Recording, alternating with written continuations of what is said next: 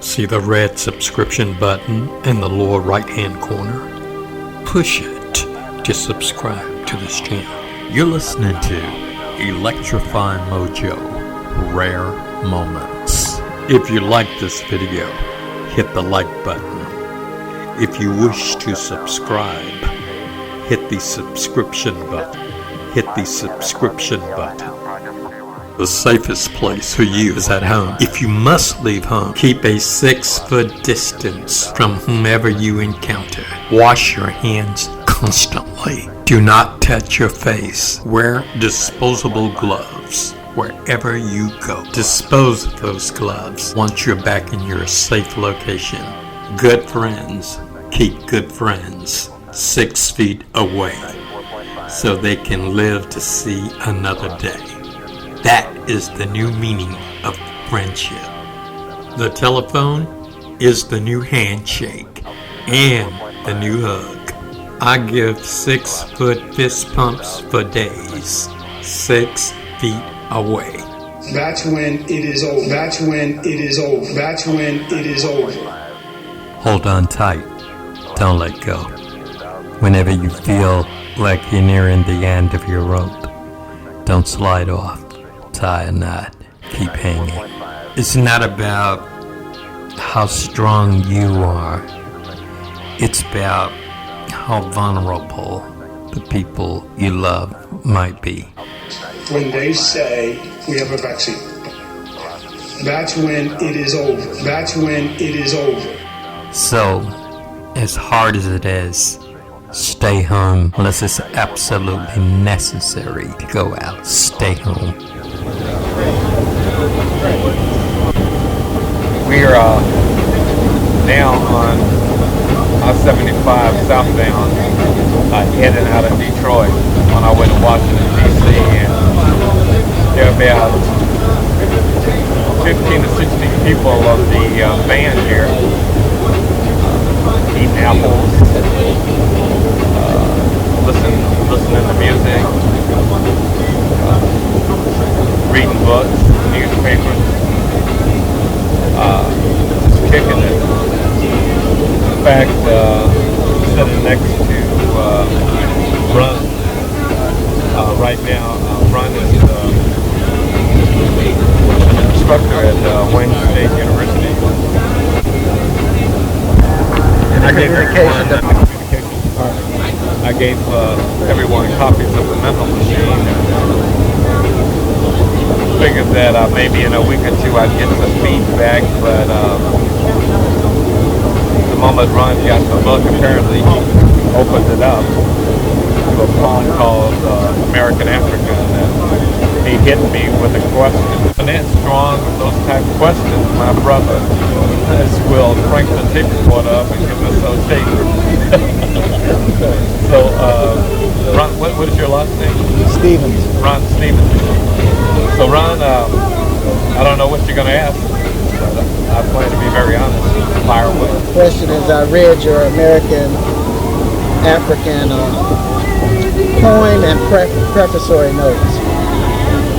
And what made me ask this question was I was thinking about what's happening in popular culture today, reflecting back on something that W.E.B. Du Bois said in his book, The Soul Story of Black Folk, about the double consciousness of being an African and an American. And then I had a conversation, and out of that conversation we talked about the psychological implications of this double consciousness. And so with the Euro-African paradox that you so vividly point out in your poem, what Du Bois was talking about the externalization of this double consciousness, because he was talking about how white people looked at black people, and no matter how much black people wanted to be American, white people looked at them as being Negroes, no matter what. And of course, and we now are divided in terms of being African, being American, African, which you point out in your poem. And so my question was about that psychological frame that we are trapped in, the paradox. Well, I think that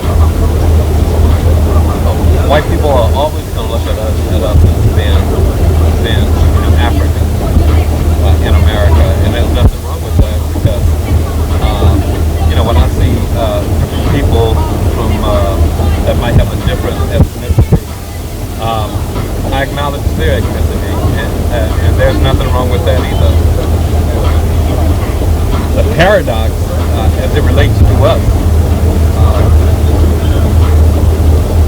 American African or African American, because I don't want to force a terminology on anyone. The paradox is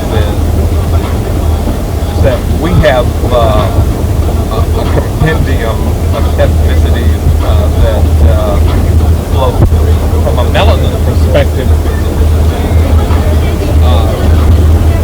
We have brothers that are most readily associated with Africa because of the African blood that's in our veins. We're gonna be looked on as being African no matter where we go in the world. Here in America, we have the world in our bloodline. I want to be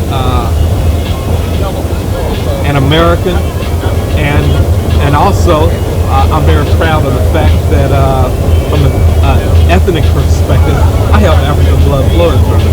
But the paradox is that when it comes to the pathologies in this country, because of that bloodline, we suffer from an overwhelming portion of those pathologies. Like last year in this country, 40,000 people were shot to death. An overwhelming number of these respectables were young African American males. In America right now, in prisons, in city jails and county jails, there are over 1 million people waiting to be adjudicated through the system, which will further exacerbate the already unacceptable levels of incarceration rates as it relates to young African American males. Right now, thank God they've stopped saying 46% of all the men in prison are African American males. Statistically, right now, the new documentation represents 50.8%. That came out about 2 months ago. Well, I knew that the numbers had to go at least in that direction.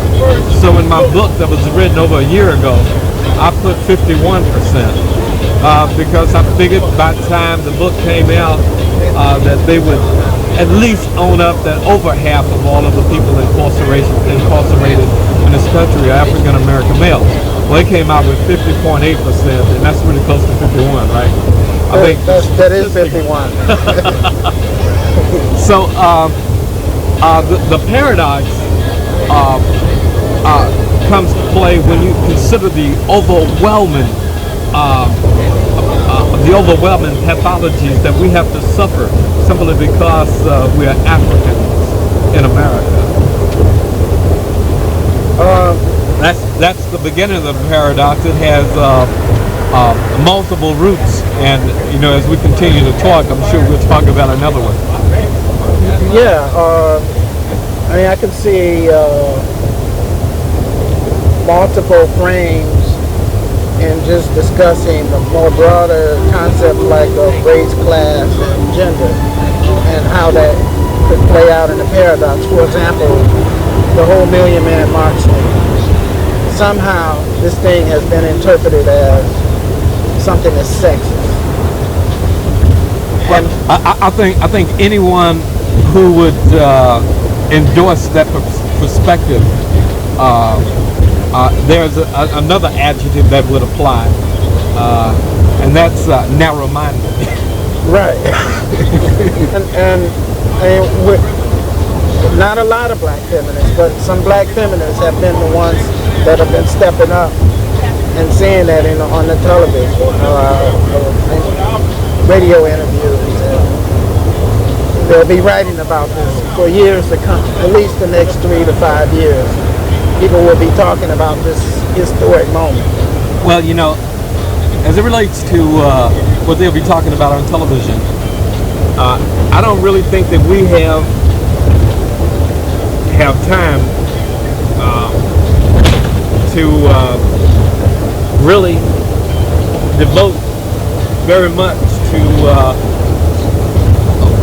what they're talking about on television, because it's been obvious from having watched so many programs that there is a tremendous move underfoot to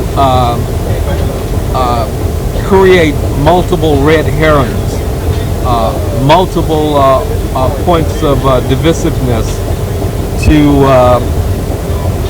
actually keep the conversation on what we're going to Washington to talk about from being centered on what we're going to talk about.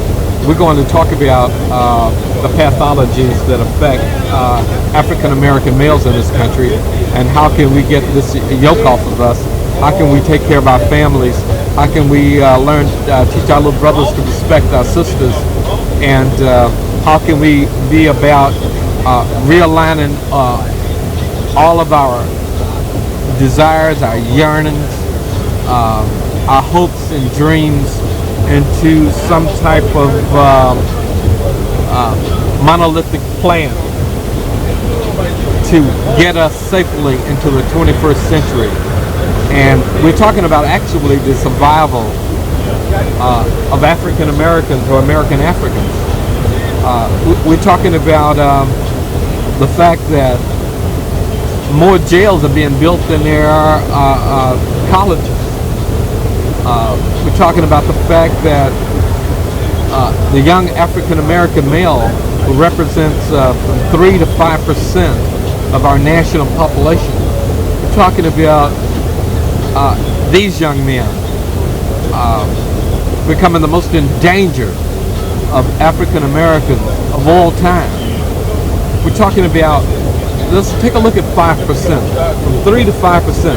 I mean, people like to throw statistics around saying, yeah, you represent 13% of the population, and 46% of you are in prison. That was the old number, but now the new number is 51%, over half. Well, let me tell you, you have to extrapolate the endangered African American males from the overall collective African American population in order to get a true grip on these pathologies. You have to separate it. Okay, you have to say, well, they're 5%. Now, out of 5% of 40,000 people that were shot to death last year, an overwhelming number of these 5% of these young men came from 5% of the population. You talk about over 1 million people, close to 1 million people, that are being processed through the criminal justice system right now in city and county jails. About 80%, 75 to 80% African American males. It's coming from that 5%. When you talk about the young men that you see walking the streets that are null and void, hopeless, homeless, fatherless, spiritualless, moralless. They are also part of that 5%. And thank God that when you talk about those young men, the million or so who are headed to Washington, D.C., thank God that they're also a part of that 5%. Because those that are headed to Washington, those who couldn't go, whose hearts are still with us, whose prayers are with us, they are also a part of that 5%. And so I think that we're going to have to count our losses and count our blessings, and take those who wish to be a part of the solution to higher heights. And those who are part of the problem, we need to create an eclectic mirror that they could forever stare in, so that they could see that they are threatening the whole African American race in America in the 21st century. We're on the brink of annihilation. Someone said that the house is on fire. Someone said that this is the most dangerous time that we've ever experienced in this country. I agree with all of that, and we are on our way to being a part of the solution, as opposed to hanging around being a part of the problem. But, and I'm thinking, as I frame these questions that I have for you, I'm thinking of what I've had a chance to read out of your book so far, The Mental Machine. Do you see a direct relationship between these pathologies and capitalism? That could be argued, many ways. But I don't have a problem with the capitalism. I don't have a problem with producing goods and bringing those goods to market, and seeing who's interested in buying those goods, and taking a portion of what you made as a way to eke out a livelihood. I mean, I don't have a problem with that. Oh, I don't have a problem with that. I have a problem with the fact that there are so many people in this country think that their lot is forever being consumers and not producers. I have a problem with people who set up roadblocks for people who want to produce. I think that the answer to many of our problems is going to come from a strong evangelical wave of entrepreneurship. I think that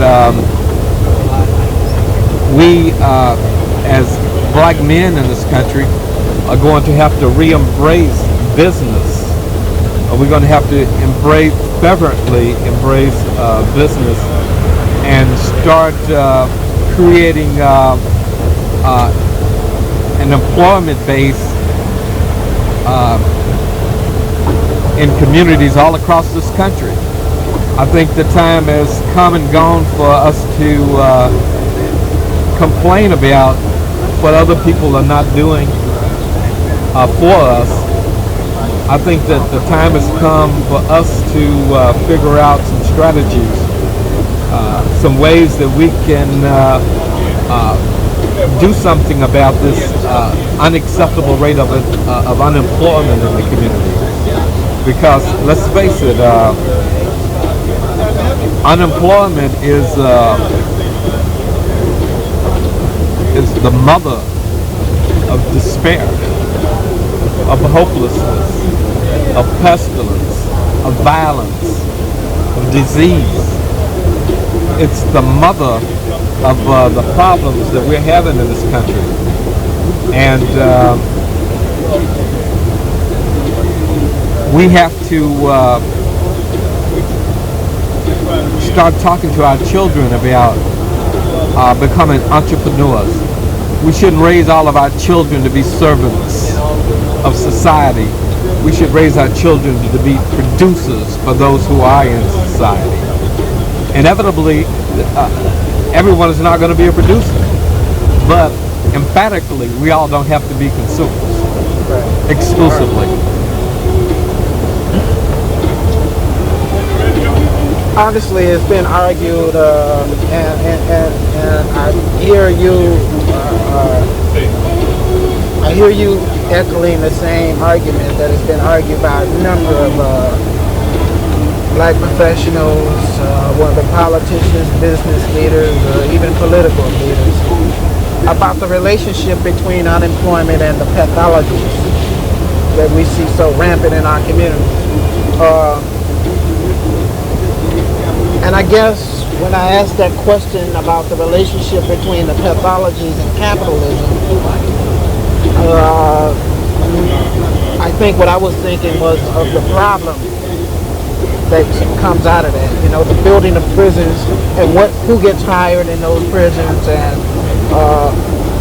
how that reduces an unemployment rate in another community, but not necessarily in our own community, and how, you know, the idea of higher insurance rates in our community, whether it's auto or homeowners, and, you know, all the redlining involved in that. And I was thinking of capitalism from that perspective, but I like the way you answered that with capitalism from a proactive perspective, and one that crosses the boundaries of capitalism in terms of a drug culture or a crime culture, or, you know, where it's, you know, brother against brother, that kind of thing. And I like the positivity that came out of your answer with that, because I think that's in many ways the way we need to think as collectively. So yeah, I was thinking of it, the evil side of capitalism. Oh, okay. Okay. Because there's an evil side, and you know, it's like the whole, I mean, I don't know how you feel about this, but the whole idea of racism in this country, you know, it is a pathology in itself, but it's also a capitalistic venture. No, racism is just plain stupid. Racism is just, it's baseless. It's without foundation. It's without substantiation. It is the glance of a person who has an empty consciousness, a brain that revolves around ignorance. Anyone who relates to another individual solely on the basis of race does not love anybody, including him or herself. Right. And they sure don't love God. Right. I totally agree with you on that. People are going to say what they want to say about you. And people are going to paint you the way they want to paint you, no matter how you are. Even on this bus right now, as we travel through Ohio. Yeah, the intestines of America. You know, when you look out the window and you look at the cars, you see people looking at us and giving us glances, and they're not all congratulatory. There's probably a news crew that's going to film us at some point in time that we'll pass by. And when they show us on their newscast, their local newscast, we don't know what they're going to say. We don't know what they're going to say to themselves that they won't. That's not going to be on the news. So I don't think that I would be on the bus. I don't think that you would be on the bus.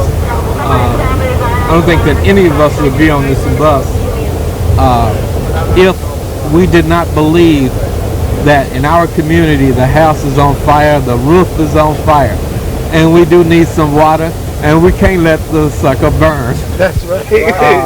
We do need some water. The house is on fire, and we're trying to find a way to find some internal common ground between brothers, you know, from brother to brother. There's a song that came out by Jeffrey Osborne.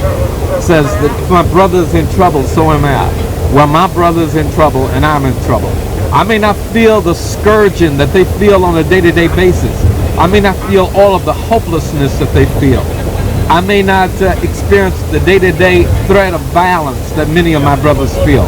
But because I don't feel it directly today, it definitely does not suggest that I don't feel it abstractly. And in America today, you either feel it abstractly or you feel it directly. And if you feel it abstractly in comfort, don't smile too wide, don't grin too much, don't boast, don't be too proud, because tomorrow you will feel it directly. Whether it's a friend or a friend of a friend. If you have a heart, if you love, if you care about humanity, if the love of God is in your heart, you'll feel it directly, even when you feel it abstractly. And that's why I'm on this bus, because I believe that I could have taken a plane and I would have been there just a few minutes from now. It's going to be about 9 hours before we get there. I could have gone on a plane, but I decided to get on a bus filled with strangers. I don't know. I'm putting my trust in the hands of all of the brothers on here, as the other brothers are putting their trust in the hands of all of us. And I think that one of the most important things about this march, about this trip to Washington, D.C., it deals with the fact, the most important thing about this march is the fact that prior to today, I'd never spoken to you. I'd never seen you. Al, I'd never seen you. I'd never talked to you. The other brothers on the bus, except for two, I'd never met, never seen, never been anywhere with. Maybe we never get together again, but this is a very historic moment. At least we can get together and say, hey, brother, we can look each other in the eye. We can say, don't you think we have problems, brother? Don't you think we ought to do something about this problem? Don't you think that we have a mandate from God? We have a mandate on this stage of history to come together, to see if we could find common ground, to see if we can do something about the problem that threatens to destroy the American African community. Well, I think that's so profound because the main reason I came on this trip was that I'm so used to seeing so many problems in the community where I live, in the city where I live, where we all live and love, and the power brokers in this country aren't doing anything about it but pointing a finger and they're saying, well, why don't y'all solve your own problem? And the power brokers, who we know that have been in power for so long, aren't doing anything about it. They want to cut budget on social programs and all of that, and it's just... Well, you know, I found that in my lifetime, and I found this to be true, that most people who have a title may not have the power, and most people who have the power may not have a title. So the power brokers, in many cases, represent empty shirts and talking heads. And power can be defined many ways, and in many ways power is relative. But there's power on this motorhome right now. Absolutely. You could have been anywhere in the world today that you wanted to be, but you made a decision that today you would be on this bus. Al, you could have been anywhere you wanted to be. Those brothers up there, they could have been anywhere they wanted to be. We could be at a party. Many people are. We could be enjoying the comforts of home, or someone very special. But we have found out that the comforts of home that we could enjoy right now, that party that we could enjoy right now, that special companion that we could enjoy right now, they're all threatened. Unilaterally, collectively, unequivocally threatened. And they're threatened because for so long we've enjoyed the comforts of home. For so long we said Well, Martin Luther King is going on marching for us. For so long, we said Malcolm X is taking care of business. For so long, we said Medgar Evers is taking care of business. So long, we said Du Bois is taking care of business. Marcus Garvey, Frederick Douglass, and all of those illustrious figures that we look back on from a historical perspective. Well, they too look back on figures that were historical. But at some point in time, their time came to step up on the stage of history so that the world would have a new name to remember, new people to consider. And one day, young brothers in the year 2525, they'll look back on this day and they'll say, hey, when our community, when American Africans were at their most threatened hour, over 1 million brothers got together on vans, on motorhomes, on planes, some on foot, hitchhiking, and they were on their way to D.C. to make a statement to the world that we have been stereotyped much too much. We have been sat upon much too much. We have been drugged. We have been imprisoned. We've been denied equal access. We've been shot in the streets. And we're not going to live like this anymore. We're not going to cross the year 2000 living like this. And we're going to do something about it. And we're not going to ask anybody else to do it for us. We're going to do it ourselves. And that's what this Million Man March is all about. It's not about ecumenical divisiveness. It's not about Mr. Farrakhan being a Muslim. It's not about Mr. Jackson being a Christian. Muslims, Christians, Jews and Gentiles and people of all walks have always, since the beginning of time, created great ecumenical movements. And the people who are on television now saying that we should not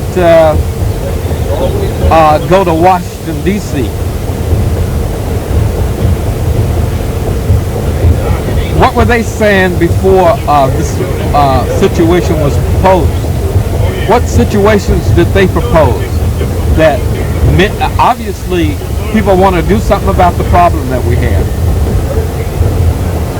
If no one wanted to do anything, this bus wouldn't be filled to capacity. We wouldn't be sitting on top of our luggage. We came ready to take care of our stand on the stage of history and to make a difference. And when those brothers look back on us, they're going to look back with pride. They're going to look back with admiration. And those individuals who are not narrow-minded, they're happy. They're rejoicing. They're giving us standing ovations as we ride to Washington, D.C. I totally agree. This is a very important historical moment, and you're right. In 2025, they'll look back and they'll see how important it is. We will become the new Martin Luther Kings, the new Malcolm X's. We will become the new Frederick Douglasses, the new Medgar Everses, the new Hannibals,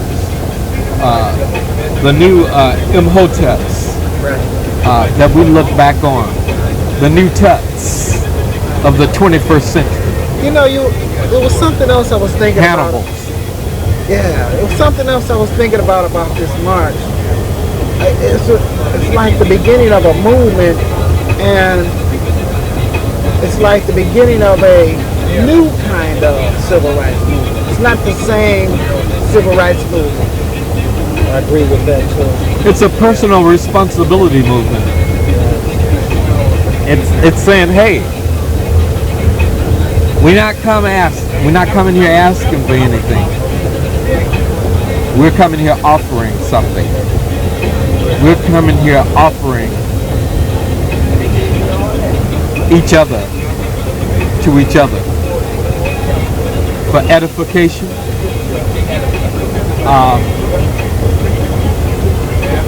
for spirituality, for intellectual exchange, for motivation, for support, for eye-to-eye contact from one brother to another brother, saying, I'm your brother, you are my brother. I am you and you are us. Right. This is a very thought-provoking conversation. I just don't know. You know how you can be lost of words about something. That's kind of the way I know that feeling. That's kind of the way I feel. But then what can we say as a result of this march from where we started when we talked about the Euro-African paradox? What can we say that this march might produce, shift, or change, or reduce the paradox? I started writing right before you came over, and I'll read you the beginning of what I wrote. It says, if nothing else, brothers all over America, from the smallest to the largest cities, hamlets and villages, got to know each other. Cramped in cars, buses, vans, on airplanes, walking, heading to Washington, D.C. for the Million Man March. And whatever happens, doesn't matter how many brothers get there. It's the fact that when we get there, we'll be there. And it will be the beginning of not just a rose, but a rose bush.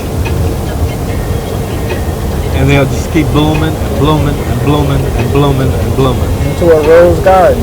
Into a rose garden. Possibilities.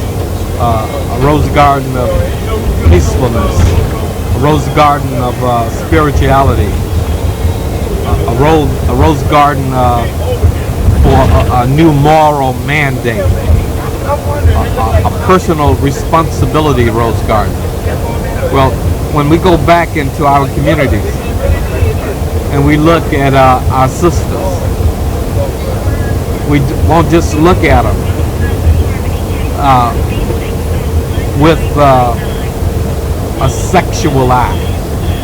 We won't just look at her breasts. We won't just look at her hips. We won't just look at her hair, her legs, and her sensuality and her sexuality. We'll look at her as representing a future family, a future mother, a future grandmother, a future senior citizen. And we'll know that when we look at that sister, that we have a responsibility to protect her and to respect her. We'll know that we have a responsibility to her. From a man to a woman, let's say hypothetically. See a sister walking down the street, brother sees a sister walking down the street. So, well, you know, I'd like to get with her. I'm not looking to marry anybody. She's not looking for a husband. I just want to check it out for a while to see what it's like. It's someplace I've never been. And you go there. And during a moment of passion and indiscretion, this sister had the potential, prior to that, of doing anything in the world she wanted to do, going anywhere she wanted to go, becoming whatever she could become, free to pursue life to its fullest. You get a phone call, realizing that you've had this moment of indiscretion. You get a phone call. Said, we need to talk. Your heart starts beating fast. You have a good idea what you want to talk about. I'm pregnant. I hear a police car. I don't know if they're trying to stop us or not. But like I said, the house is on fire, and no matter how many cars we're here, we're still headed to Washington D.C. That was not on TV. That was real. Are they still back there? Well, anyway, what I was saying, we have a responsibility. We have a responsibility to take care of our moments of indiscretion without leaving that sister stranded with a child.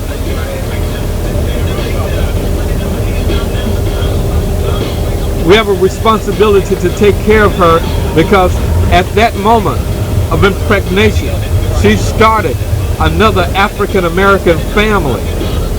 And it's each individual family is a part of the collective families and the American African communities. And if you leave that sister stranded, that is going to become a very challenged family. And how many challenged families are there right now in America? A lot of them. And that's part of the problem. When we go to Washington, D.C.,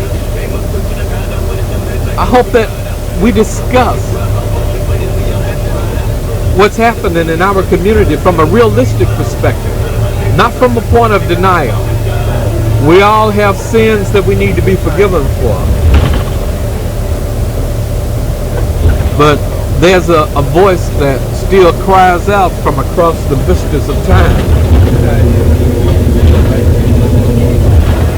It says, repent, atone. And if you do, lo, I am with you, even until the end of the world. And if we repent, if we atone, if we start taking personal responsibility for indiscretion, and we go back to those families who are weak now because we walked away, if we go back to those children, the children of passion who've been abandoned, and say, hey, you didn't ask to come here.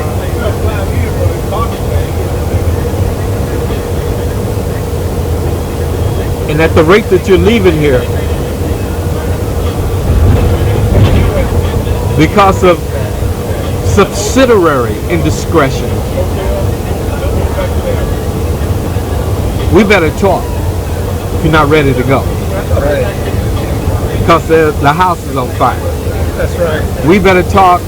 We better sit. We better form some organizations and hold out our hands to these young men and young women who are suffering from some of the most vicious scourging that we as African Americans have ever known.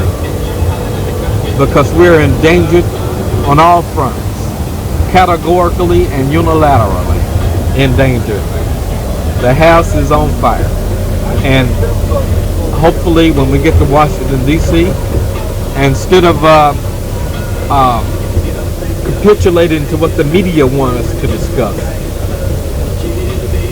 we need to talk about what we need to talk about.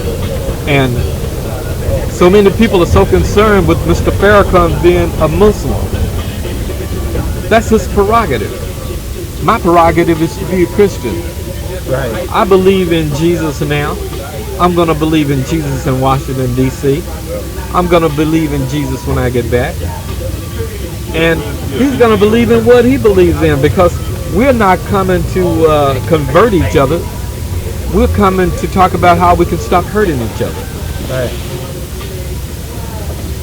And to all of the people who are dogging out this march, it's easy to throw stones when you don't have a plan of your own. That's right. That's right. I mean, no one is hurting each other. No one is hurting anybody on this bus. Right. No one has said an evil word to anyone on this bus. No one has talked about anyone's ethnicity. We have more important things to talk about. This is true.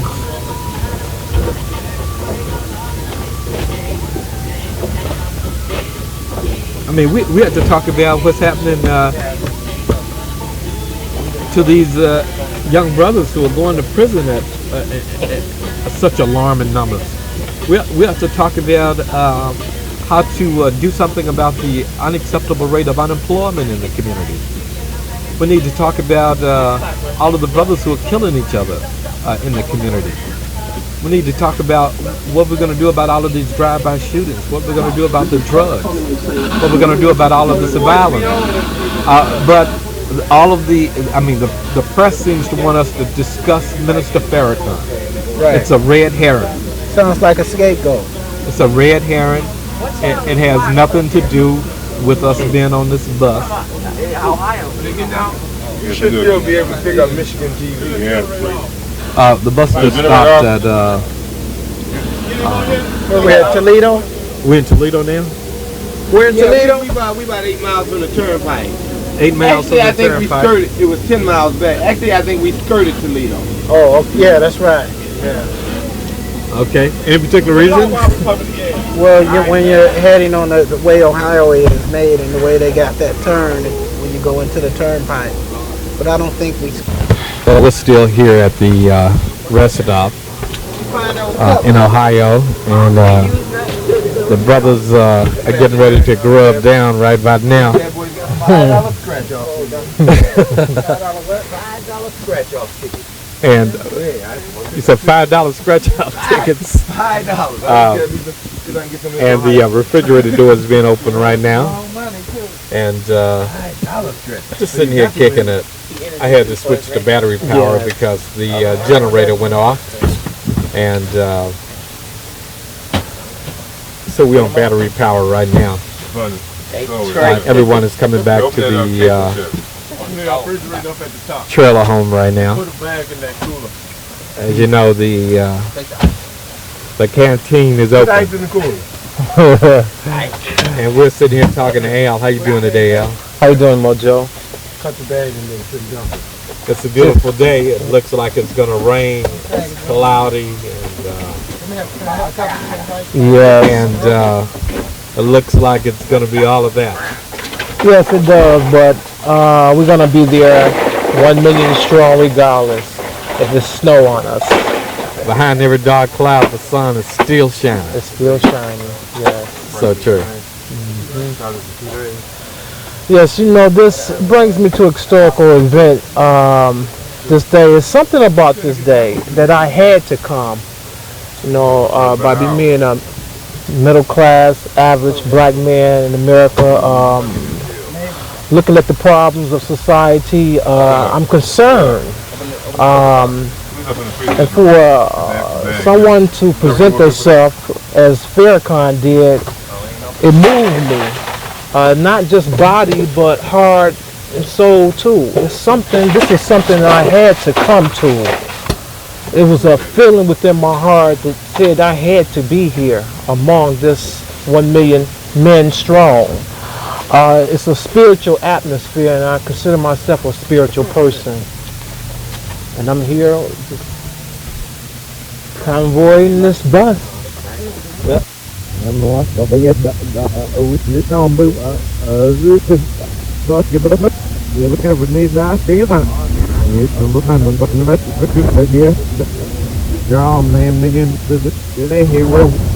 are sitting down for the first time, talking, having dialogue, looking each other What the Bible say in the council? In the in the eyes, and we're talking about the fact that we do have a problem in our community. We're talking about the fact that the house is on fire. We're talking about the fact that if that fire is going to be put out, it's not going to be put out by anyone else. It's going to be a compendium of our collective efforts. Yeah. Us working together, saying, let's get busy. Yes. Let's see what we can do. That's right. Are we just going to let this hang like this? Oh no. Oh no. I mean, that's what it's about.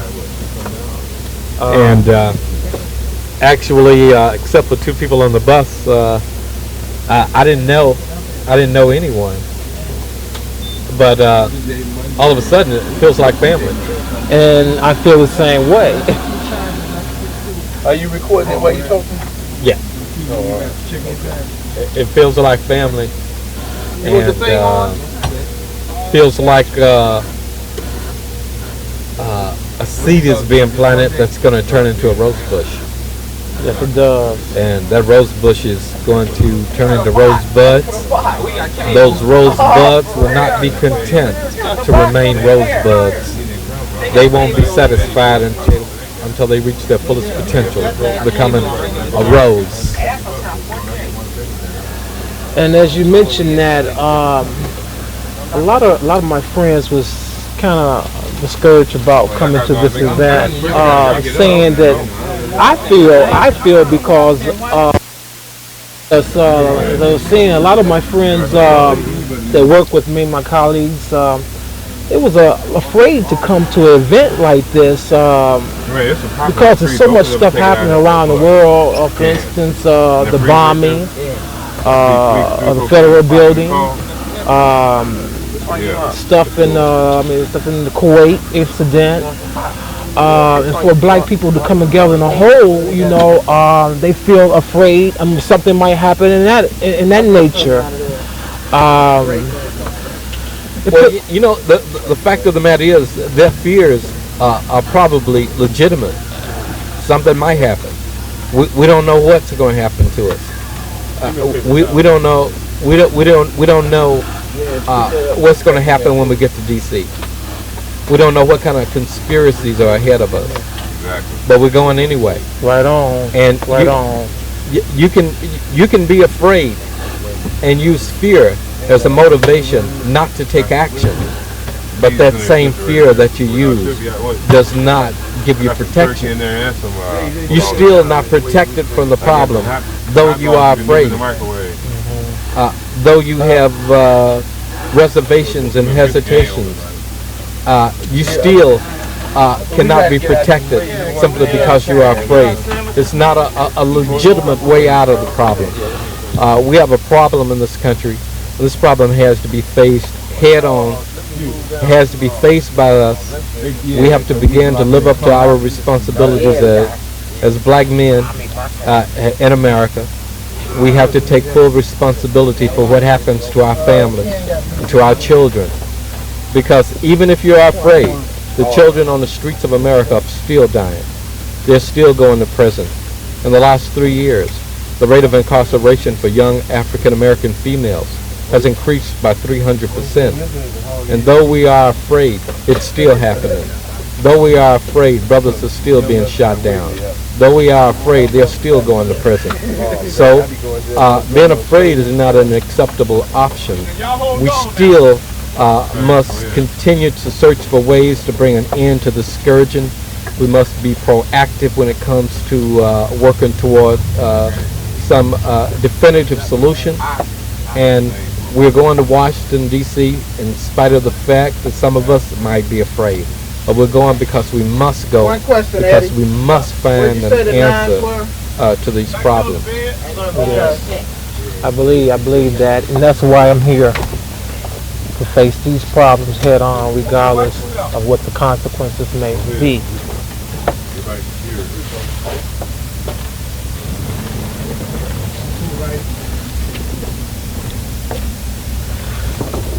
Yes, Mojo, I had some thoughts on my mind here that now that I know you personally, why did you leave us back in, I believe that was 88, 86? Why did you leave that radio station at that point in time? You know, you are a great fan of mine, and you always have been. But when you left a void in my life by me being a youngster at that time. I listened to you, and you left a void in my life. I'm quite sure a lot more men in life at that point in time. Could you give us any reason why you left us? And I'm glad you came back. Well, you know, as strange as it may sound, I left you so that I could come back, but come back with respectability, come back with dignity, come back with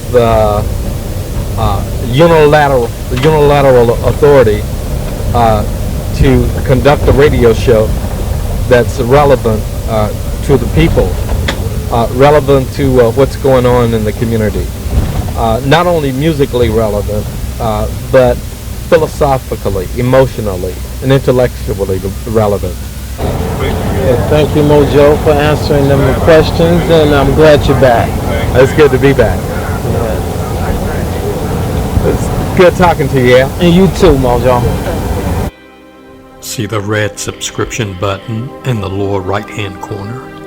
Push it to subscribe to this channel. You're listening to Electrifying Mojo, Rare Moments. If you like this video, hit the like button. If you wish to subscribe, hit the subscription button. Hit the subscription button. The safest place for you is at home. If you must leave home, keep a 6-foot distance from whomever you encounter. Wash your hands constantly. Do not touch your face. Wear disposable gloves wherever you go. Dispose of those gloves once you're back in your safe location. Good friends keep good friends 6 feet away so they can live to see another day. That is the new meaning of friendship. The telephone is the new handshake and the new hug. I give 6-foot fist pumps for days, 6 feet away. That's when it is over. That's when it is over. That's when it is over. Hold on tight. Don't let go. Whenever you feel like you're nearing the end of your rope, don't slide off. Tie a knot. Keep hanging. It's not about how strong you are. It's about how vulnerable the people you love might be. When they say we have a vaccine, that's when it is over. That's when it is over. So, as hard as it is, stay home unless it's absolutely necessary to go out. Stay home. When they say we have a vaccine, that's when it is over. When they say we have